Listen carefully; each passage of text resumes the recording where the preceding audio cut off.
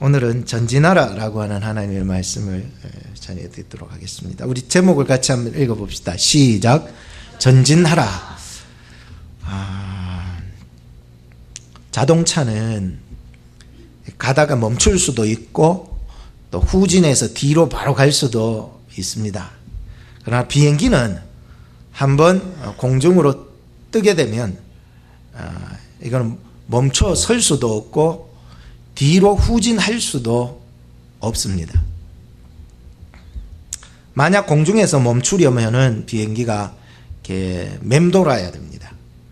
그리고 뒤로 가려면은 빙 둘러서 이렇게 돌아가야 되는 것입니다. 제가 왜 이런 얘기를 하냐면은 그동안 하나님의 말씀을 쭉 묵상하고 또 연구하면서 아브라함의 일생에 대해서 한번 이렇게 말씀을 준비하면서 아브라함의 일생은 마치 비행기와 같아서 하나님께서 그를 선택하여 주셔서 마치 그를 높은 곳으로 상승시키시고 그를 계속해서 전진시켜 나가는 어떤 어려움과 시련 속에서도 계속 하나님이 그를 들어서 전진을 시켜 나가고 있는 것을 보게 되었습니다. 그래서 올해 2019년도 이제 둘째 주일에 주신 하나님의 말씀이 바로 하나님께서 이 아브라함의 일생의 이 전반부의 모습을 보면서 그럼에도 불구하고 전진시켜 나가시는 하나님의 모습을 보게 됩니다.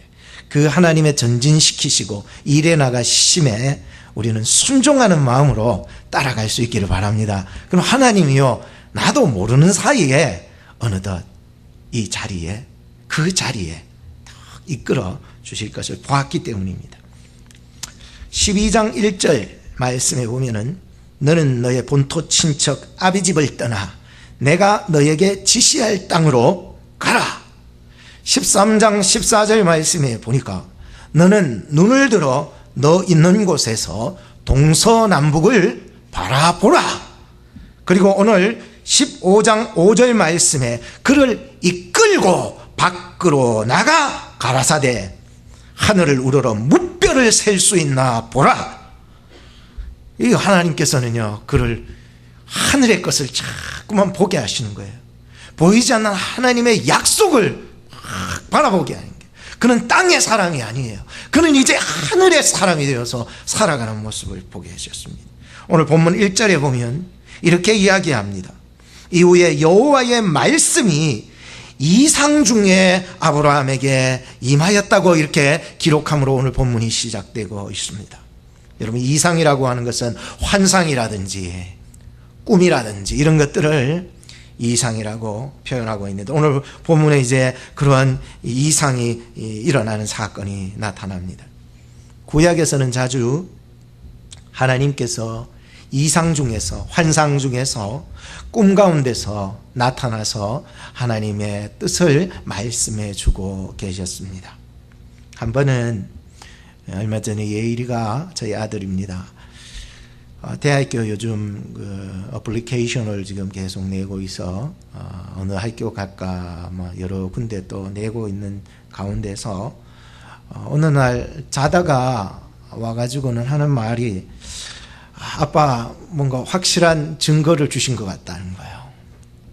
뭐냐 했더니 자기가 꿈에 예일대학에 들어갔는데 학교에서 사람들이 네 이름이 뭐냐 그랬더니 저 예일이에요. 그러니까 사람들이 많이 웃었다고 그렇게 얘기를 하는 거예요. 그래서 제가 말했죠. 예일아 개꿈이야. 개꿈이라고. 넌 예일대학에 등록 신청을 할 마음도 없었고 지금도 내지도 않았으면서 무슨 그 개꿈이라고 말씀을 말해주게 되었었습니다. 사실 지금의 우리 꾸는 꿈들은 대부분은 개꿈입니다. 그렇지만 구약 성경 속에 나타나는 이 꿈 이야기들, 환상 이야기들, 또 이상 중에 하나님이 보여주시는 이야기들은요 하나님의 그 초자연적인 계시의 방법이 이거는 정황무오하고 1.1획도 틀림이 없는 하나님의 계시였다는 거예요. 지금은 너무 이게요 막 꿈들이 너무 많아가지고 그거를 잘 믿진 않지만은 옛날에는 이렇게 구약 성경에 나타나는 이 꿈은요, 이건 하나도 틀림없이 하나님께서 이루어 가실 일이라는 것을 말해주고 있기 때문이었어요. 그런데 이 말씀이 예수 그리스도 안에서 완전히 성취가 되었기 때문에 오늘 우리는요, 예수 그리스도 안에서 예수님의 이름으로 새 비전을 꿈꿔야 돼요. 이거는 뭐 옛날같이 자다 일어나가지고 꿈꿨다는 그런 꿈 말고, 내가 예수 그리스도 안에서 그 믿음으로 말미암아 예수의 이름으로 나가는 거예요. 그게 새 비전이라는 거예요. 빌립보서 3장 14절 말씀에 보면 표대를 향하여 그리스도 예수 안에서 하나님이 위에서 부르신 부름의 상을 위하여 쫓아가노라. 표대를 향해야 된다는 거예요. 예수 그리스도 안에서 방향을 설정해 나가야 된다는 거예요. 예. 하나님이 위해서 부르신 부름의 상을 위하여서 쫓아가야 된다라고 하는 게, 올 한해 2019년을 이제 좀 하나님께서 우리로 들어서, 우리 교회를 들어서, 여러분들의 사업을 들어서, 가정을 들어서, 여러분들 개인을 들어서 하나님께서 상승시키시고, 그리고 전진시키시고, 가동시키시고, 추진시키시는 그 원동력, 그 힘이 누구에게 달렸냐면은 하나님께 달렸다는 거예요. 하나님께. 다시 1절 말씀을 우리 한번 보시기 바랍니다. 이후에 여호와의 말씀이 이상 중에 아브라함에게 임하여 가라사대, 뭐예요? 아브라함아 두려워 말라. 나는 너의 방패요 너의 지극히 큰 상급이라는 거예요. 하나님께 힘을 받아가 살아가야 되는 거예요. 우리는 세상 사람 두려울 수 있지만 그럼에도 불구하고 하나님께로부터 힘을 받아서 살아가는 올 한 해가 될 수 있기를 주의 이름으로 축복합니다. 첫째로, 전진해 나가기 위해서는요, 갈대아 우르에서 떠나야 합니다. 여러분, 갈대아 우르는 어디입니까? 아브라함의 고향입니다. 그 갈대아 우르는 우상이 너무 성행하고 있었던 그러한 나라였습니다. 여호수아 24장 2절, 아브라함의 아비 나홀의 아비 데라가 강 저편에 거하여 다른 신을 섬겼으나 라고 기록. 그러니까 그 아브라함의 아비 나홀의 아비, 형제니까 아브라함과 나홀의 아비 그 데라가 강 저편에 거하면서 다른 신을 섬겼다는 거예요.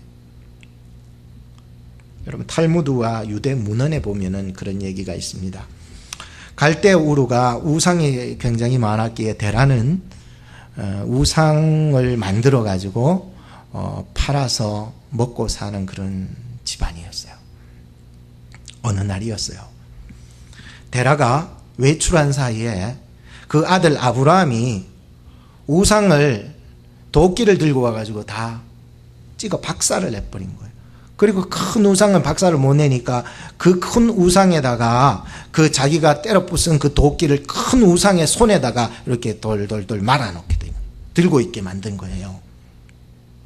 그러니까 아버지 데라가 이제 집으로 돌아와 보니까는 우상이 다 깨져버렸네. 아하, 이거 누구 짓이냐? 이렇게 아브라함을 직감한 거예요. 아브라함, 너 이리 와. 너의 짓이지. 네가 우상 자금 다 부순 거 맞지? 그러니까 아브라함이 말하기를, 아니에요. 내가 부순 것이 아니에요. 우상들이 배가 고프다 그래가지고 내가 밥을 지어가지고 우상들에게 갖다 주니까는 이 큰 우상이 자기 혼자 먹으려고, 보세요, 들고 있는 도끼 보세요, 이걸로 나머지 우상들을 다 때려 부쉈습니다. 이러는 거예요. 그 말을 듣던 아버지가, 야 이놈아, 생명도 없는 우상이 어떻게 도끼를 들고 우상 쪼무레기들을 다 죽일 수 있느냐? 그때 아브라함이 말했습니다. 맞아요, 아버지. 이 우상이 무슨 생명이 있어가지고 우상을 죽이고 우리가 우상을 이렇게 만들고 섬겨야 되겠습니까? 아버지가요, 분통이 터져가 화가 나가지고 막 이 아브라함을 죽이기로 작정한 거예요. 이 끌고 가가지고 불구덩이 속에다가 집어넣어 버린 거예요. 근데 희한하게도 그 불구덩이 속에서 아브라함이 타지를 않고 살아나온 거예요. 그로 말미암아 아버지 데라가 자기 자녀가 불타지 않는 그 모습을 보고 회개하게 되었다는 이야기가 있습니다. 이건 성경에 없습니다. 남들한테 얘기하지 마시오. 유대 문헌에 그렇게 전해주고 있어요. 왜냐하면 아브라함이라는 존재를 그들은 굉장히 높여야 하기 때문에. 조상이거든. 성경적으로 보면 이 그 데라 아버지도 그렇고 그 아들들도 아브라함도 다 모든 가족들이 우상을 섬겼습니다. 우상 숭배의 영향권 아래에서 자의든 타의든 그것이 환경적이든 경제적이든 문화적이든 아무 상관없이 그들은 우상 안에 있었고 우상을 섬기고 있던 사람들이었어요. 창세기 12장 1절을 다시 볼 때에 여호와께서 아브라함에게 이르시되 너는 너의 본토 친척 아비 집을 떠나 내가 네게 지시할 땅으로 가라 이렇게 말씀하고 있어요. 아브라함 편에서 보면은 그 갈대아 우르에서 내가 나온 것이 되지만은 하나님 편에서 보면 하나님께서 그 우상의 소굴에서 그를 끄집어내셨다는 거예요. 내 편, 우리가 어느 편에 서느냐에 따라 해석이 달라져요. 오늘 여러분들이 이 자리가 하나님을 예배하는 자리가 내 편에서 생각한다면 내가 나와준 것이 되겠지만 하나님께서 우리를 이끌어내셔서 우상의 소굴에서부터 우리를 오늘 하나님을 예배하는 자리까지 이끌어 주신 줄로 믿습니다. 믿어야 되는 거예요. 이거는 내가 여기에 온 것이 아니라 온전히 나의 인생을 다 책임지시고 이끌어 주시고 선택하시고 불러주시고 끄집어내어 주시는 그 하나님으로 말미암아 내가 이 자리에 이 시간 나와 앉아 있다는 것입니다. 저희 가정이 불교 집안이었어요. 그렇다고 해서 뭐 완전히 불교를 아주 잘 믿는 그런 불교도 아니었어요. 그냥 이름만 절에 갔다가 올려놔 놓고는 그냥 살아가다가 또 뭐 어려움이 닥치면은 어머니께서는 또 무당을 부르셔요.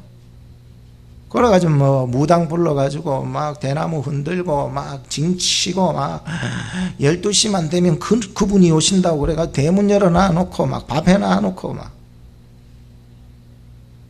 근데 하나님께서 어느 날 우리 가정을 그 죄악의 구렁텅이에서 불러내셔서 변화시키셔서 저희 아버지 어머님 다 돌아가셨지만은 다 하나같이 신앙으로 마무리를 지어주셨어요. 아브라함의 인생은 이제 하나님이 부르신 그때부터 하나님의 인도함을 받게 됩니다. 그리고 드디어 하나님의 약속하신 땅 가나안까지 들어가게 되는 거예요. 가장 먼저 그 가나안 땅에 들어갔을 때 눈에 띄었던 그 땅이 세겜 땅이었어요. 근데 성경을 보면서 깜짝깜짝 놀랐어요. 그 세겜 땅 모래 상수리 나무가 있던 그 동네에서 하나님께서 아브라함에게 나타나셔서 내가 이 땅을 너와 너의 자손에게 주리라 약속을 해주셨어요. 그러니 아브라함이 너무 좋아서 하나님께 단을 쌓았더라. 이건 하나님 앞에 너무 감사해서 감사의 제단과 예배를 하나님 앞에 올려드렸다는 거예요. 예배의 어떤 중심적인 삶을 하나님께서 불러일으키기 시작했다는 거예요. 왜? 아브라함을 통해서 예배의 민족이 되게 하기 위해서 말이죠. 그리고 그가 더 나아가서 더 안쪽 밑으로 쭉 나아가서 그가 베델이라고 하는 곳으로 가게 됩니다. 거기서는요 여호와의 이름을 불렀다고 얘기하고 있어요. 그러니까 이 아브라함이 얼마나 거기서는 여호와의 이름을 부를 만큼의 예배 중심적으로 올라가는 거예요. 하나님께서는 점점 그 사람을 예배 가운데로 인도해 나가고 있었다는 거예요. 왜? 그것만이 아브라함을 통해서 검증할 수 있는 그 믿음을 볼 수 있었기 때문에. 나중에는 뭐 사실 그가 이삭을 하나님 앞에 번제 드리기까지 굉장히 큰 믿음으로 성장해요. 하나님이 인도해 나가시거든요, 그거는. 그리고 세 번째로 그가 어디로 또 옮겨가게 됐냐면 마침 그때에 기근이 생겨버린 거예요, 베델에서. 그러니 이게 먹고 살아야지, 먹고 살아야 된다고요. 아무리 하나님 약속한 곳이라도 먹고 살아야지 싶어서 어디로 갔을까요? 애굽으로 내려간 거예요. 그때 이제 애굽으로 내려간 거예요. 애굽으로 내려가니까는 이제는 뭐 예배고 뭐고 그거 없어요. 사람이 두려워요. 죽일까봐. 자기 아내를 뭐라고 속일까요? 누이라고 속일 수밖에 없었던 거예요. 그러자 애굽 왕에게 아내는 빼앗기고 말죠. 끝까지 지켜줘야지요. 그런데 뺏기는 대로. 그 대신 애굽 왕에게 많은 것을 받았습니다. 양도 받고 소도 받고 노비도 받았어. 노비. 그 다음에 나귀도 받고 약대도 받고 엄청 많이 받았어요. 여자 하나 주고 많은 것을 받겠다는 게 어떠세요, 남자님들? 유혹이 오시지 않습니까?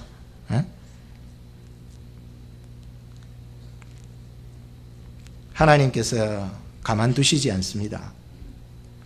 애굽 왕에게 찾아오셔서 큰 재앙을 내리셨대요. 그러니까 이게 사라가 아브라함의 아내였다는 것을 그제서야 이제 깨달아 알게 된 거예요. 어쨌든지 알게 되었어요.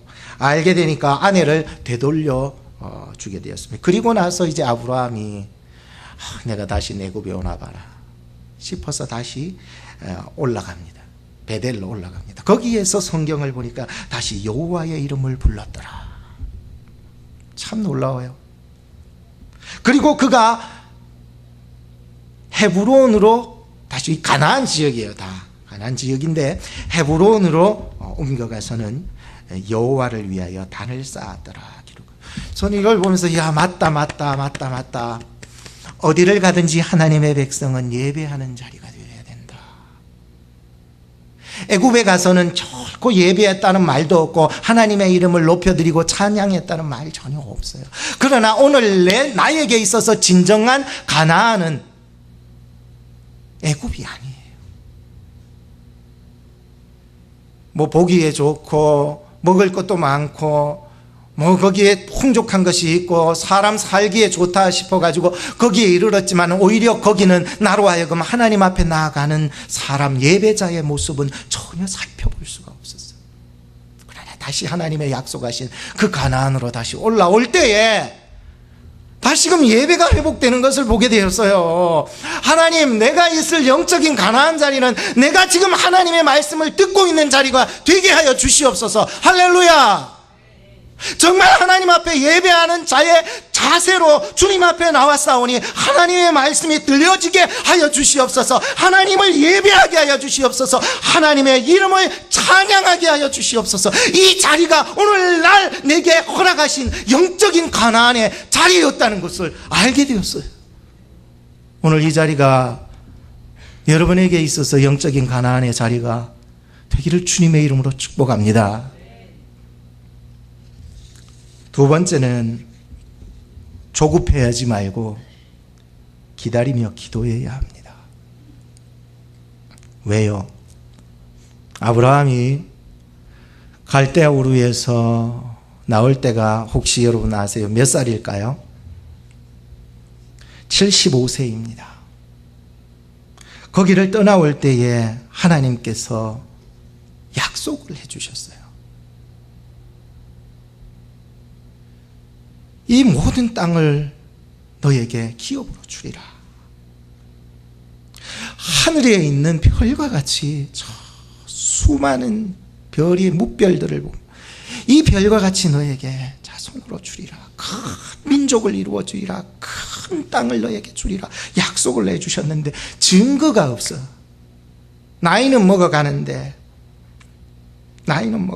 보이는 건 겨우 지금 보니까 소유물 조금 늘어나는 거 말고는 약속 성취가 전혀 눈에 보이지 않아요. 이거 어떻게 하면 좋겠어? 우리도 살아가면서 뭔가 하나님 이 정도 내가 하나님 앞에 했으면 뭔가 하나님이 나에게 뭔가 보여주시고 증거를 주셔야지. 하나님 지금 내가 몇 년을 지났는데도 전혀 증거가 없어요. 하나님 나 왜 이 모양으로 살아가야 돼요? 겨우 재물 조금 모았는 거, 소유물 조금 늘어났는 거, 애굽에 들어갔을 때 받은 그 소유물 조금 가지고 이렇게 조금 힘이 생긴 거 말이죠. 그거 외에는 없어요. 하나님이 주시는 거란 게 없어요. 매번 찾아오는 기근, 잦은 전쟁, 힘드는데 자식은 깜깜무소식. 창세기 15장 1절 오늘 본문으로 와서 다시 볼 때 바로 이럴 때에 여호와의 말씀이 이상 중에 아브라함에게 임하여 가라사대 아브라함아 두려워 말라 나는 너의 방패요 너의 지극히 큰 상급이니라. 얼마나 감사한지 모릅니다. 하나님은요, 내가 이게 지칠 때마다 하나님은 오셔서 말씀해 주죠. 하나님은 아브라함아 두려워 말라. 안 두려울래야 안 두려울 수가 없어요. 여러분 생각해 보세요. 나이는 점점 먹어가지, 힘은 없지, 꿈만 잔뜩 키워주시고는, 그리고는 고향 땅 버리고 내가 여기까지 왔는데 하나님 이게 뭐냐고 점점 포기하게 만드시는 거예요. 점점 포기하게. 희한하죠. 그때 하나님이 아브라함에게 찾아오셔서 이상 중에 지금 말씀하시는데 아브라함이 이런 말을 합니다. 2절에 주 여호와여 무엇을 내게 주시려나이까. 지금까지 내가 기다렸는데 하나님 뭘 주신다고 또 오셔서 말씀하십니까? 하나님 약속했는 거 지금 뭐가 이루어졌습니까? 소유물 조금요. 뭐가 이루어졌습니까? 가나안에는 기근과 잦은 전쟁으로 인해서 내 심령이 목말라 하고 있습니다. 이제는요, 나도 어떻게 할 수가 없습니다. 계속 보면 2절에 나는 무자하오니 나의 상속자는 이 다메섹 출신 엘리에셀입니다. 이 사람이 어떤 경로로 아브라함의 종이 되었는지 모르지만 굉장히 신실한 종이었다는 것을 알아요. 나중에 이 자기 아들 이삭을 장가 보내려고 이렇게 할 때에 이 엘리에셀을 보내게 되잖아, 그죠? 그게 엘리에셀이에요 지금. 그래서 얼마나 신실했으면은 이 엘리에셀을 들어 후계자 삼겠다고 얘기했습니다. 그러자 하나님께서 4절에 그 사람은 너의 후사가 아니래요. 네 몸에서 날 자가 네 후사가 되리라 하시면서 그를 이끌고 밖으로 나가시더니 하늘의 무별들을 보게 하셨어요. 세어보라. 여러분들 하늘의 무별이 몇 개나 될까요? 엄청 많습니다. 근데 그 수많은 무별처럼 너의 자손과 너의 대대에 있는 후손들이 이와 같이 많게 해주겠다. 뭐 하나라도 있어야 뭐 무별이라는 말이 나오지요. 여러분 하나도 없는데, 무자한데, 내게 가진 게 없는데. 그런데 참 성경은 희한하게도 6절 말씀이에요. 아브라함이 여호와를 어떻게 하니까? 믿으니 여호와께서 이것을 그의 뭐로 여기고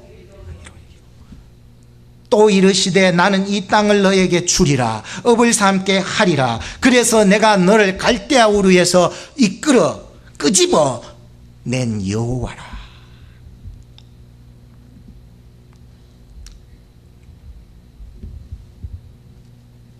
아브라함이요, 마음으로 다시 찾아오셔서 약속하신 그 하나님 앞에 신뢰가 일어났던, 신뢰. 사람도 신뢰하는 기간이 굉장히 짧으면 신뢰가 잘 안 가요. 신뢰하기까지는 굉장히 좀 긴 시간이 필요하다는 거. 그럼 신뢰할 만큼의 시간이 또 필요하죠.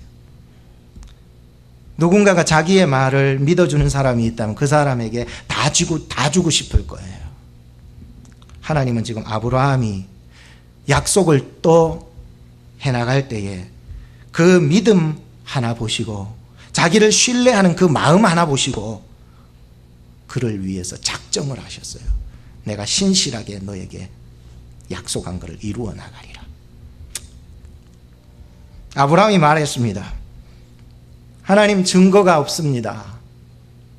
증거가 뭐가 좀 주셔야죠. 그래도 뭔가 사인이라도 주셔서 나로 하여금 그걸 믿게 할 수 있는 사인이라도, 붙잡을 수 있는 사인이라도, 보게 할 수 있는 사인이라도 주셔야죠. 그때 하나님께서 오늘 이 횃불 언약 사건을 얘기하시는 겁니다.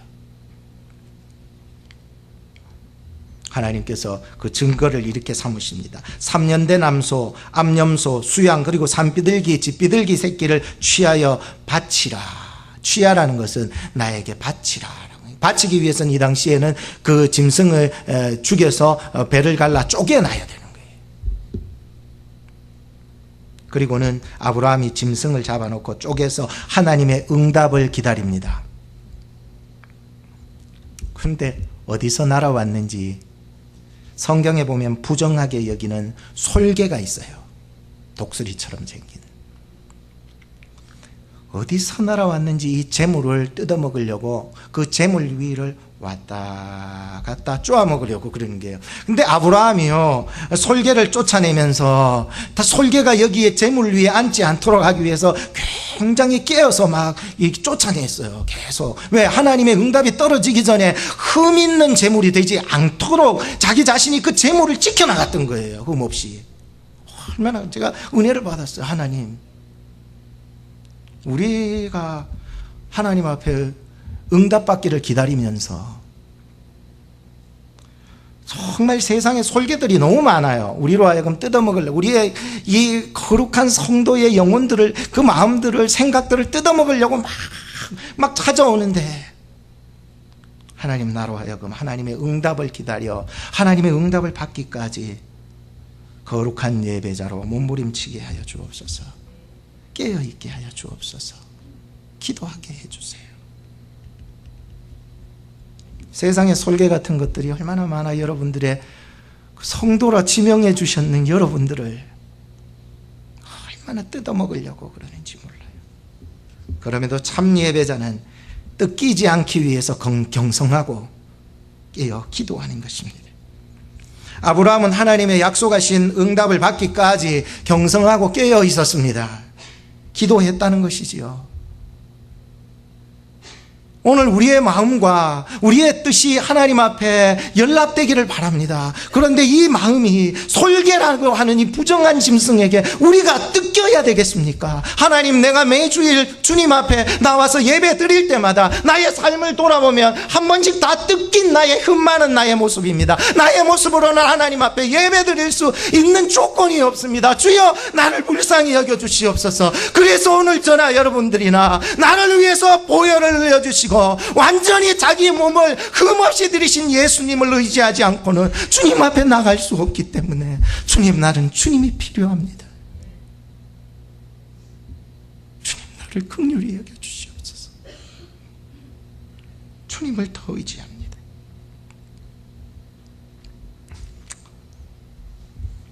저녁이 되었습니다. 깊은 어둠이 찾아왔다고 성경은 기록합니다. 그때 하나님이 역사하시네요. 깊은 어둠이, 솔개를 쫓는 그러한 상황에 깊은 어둠이 찾아왔어요. 그때 하나님께서 응답을 해주시는데, 이 풀무 같은 불덩어리가 연기를 안고 그 쪼갠 고기 사이를 지나가시는 거예요. 하나님, 오늘 성령으로 말미암아 저에게 응답을 주시옵소서. 성령께서 오늘 나의 마음속에 응답을 주시옵소서라고 하는 마음 말이죠. 말씀을 들을 때에 아멘으로 화답할 수 있는 성령의 능력을 주시고 나의 삶을 변화시켜 갈 수 있는 능력을 주시옵소서라고 하는 마음요. 성령께서 함께 하시면은요, 이 사도 바울 같은 사람도 못 해낼 일이 그때부터는 없었던 거예요. 오늘도 여러분들의 심령에 불과 같은 성령이 함께 하시기를 주님의 이름으로 축복합니다. 결론을 짓겠습니다. 저는 지금까지 목회를 하면서 한 번도 후회를 한 적이 없었습니다. 지금도 마찬가지입니다. 그런 마음이 들 때면은 하나님께서 이미 나의 마음을 작업을 하셔요. 그리고 성령의 불로 다시 찢어주시는 거예요. 그때마다 하나님께서 만들어주신 기회 속에서 내가 들어가 있는 것이에요. 말씀 안에, 성령 안에서 힘을 주시는 거예요. 신령 기도회 때도 눈비가 와서 한 며칠 작정은 했는데 예배를 드리지 못하니까 정말 속이 탔어요. 집에서 기도하면서 하나님 그래도 주신 말씀이 있더라고요. 스가랴 12장 5절에 만군의 여호와로 말미암아 힘을 얻었다. 힘이 불끈 솟아나는 거예요. 다시금 하나님께서 나로 불을 붙여주시는구나. 제가 고등학교 때 불 받았거든요. 여러분도 다 불 받으셨죠? 그때 저는 물세례를 받으라고 목사님 장로님께서 말씀을 하셔서 물세례를 받는데 그 교회에 룰이 있어요. 성경을 반드시 일독을 해야 돼. 그래야 물세례를 줘요. 근데 요즘은 뭐 성경 일독을 해야 물세례를 준다 이런 룰은 없은 것 같아요. 그죠? 그냥 한 며칠 댕기다 보면 세례 주고 뭐 이랬는데 그때는 성경을 일독을 해야 준다 그랬는데 성경을 다 못 읽었어요. 그리고 목사님 장로님께 가서 저 성경 일독을 못했어요. 죄송해요. 저 받을 자격이 없어요. 죄송합니다 하면서 내려왔어요. 못 받았어요. 근데 하나님께서는 나로 하여금요. 물세례는 못 받아 성령의 세례, 불세례를 먼저 주시더라고요. 기도하는데, 저녁에 기도하는데 하나님께서 위로부터 불덩어리 하나를 내 머릿속에 던져주시는데 얼마나 가슴까지 오는데 뜨거웠던지 견딜 수 없어서 제가 그때 내 몸을 하나님께 드린다고 고백할 수 있는 결단이 그제서야 생긴 거예요. 그전에는 내가 말랐고 주의 일을 해야 이거는 쉬운 일이 아닌데.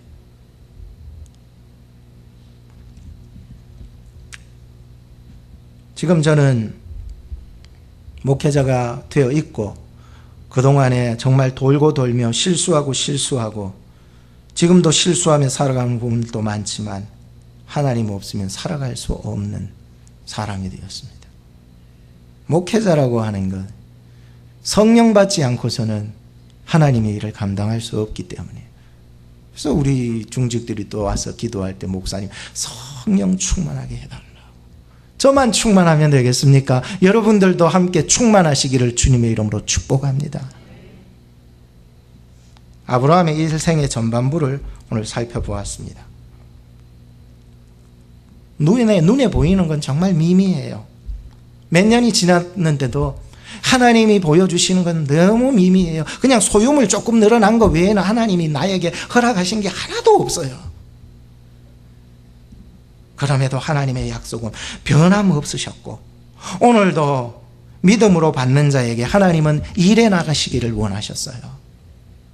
사랑하는 성도 여러분, 세상에는 진짜 솔개가 많아요. 진짜 많아요. 내가 매 주일날 하나님 앞에 나의 흠없는 모습으로 하나님 앞에 드려지기를 원한다고 늘 살아가지만 늘 솔개들이 나를 뜯어먹으면 흠 많은 나의 모습이죠.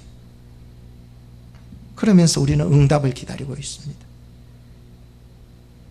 오늘 저나 여러분들이 예수 그리스도의 보혈을 의지하시기 바랍니다. 반드시 하나님께서 불로서 성령으로서 예수 그리스도 안에서 응답하여 주실 줄로 믿습니다. 기도하겠습니다. 하나님, 한 해가 시작되었습니다. 이제 첫 해에 한 주, 두 주가 지나가고 있는데 올 한 해 주시는 말씀 한 말씀 한 말씀 안에서 믿음으로 순종하여 새 일을 이루어 나갈 수 있게 복내려 주시옵소서. 내가 일하는 것이 아니라 하나님께서 전적으로 일해 나가시기를 약속받았사오니 세상의 솔개들이 성도들을 건드리지 못하도록 깨어 경성하여 우리는 기도할 수 있게 하시사 하나님의 응답을 꼭 받는 저희들을 되게 하여 주시옵소서. 우리를 구원하시기 위해 이 땅에 오신 우리 구주 예수님의 이름으로 기도드리옵나이다. 아멘. 주보 안쪽에 있는 우리 찬양 부르시면서 하나님 앞에 헌물을 드리겠습니다.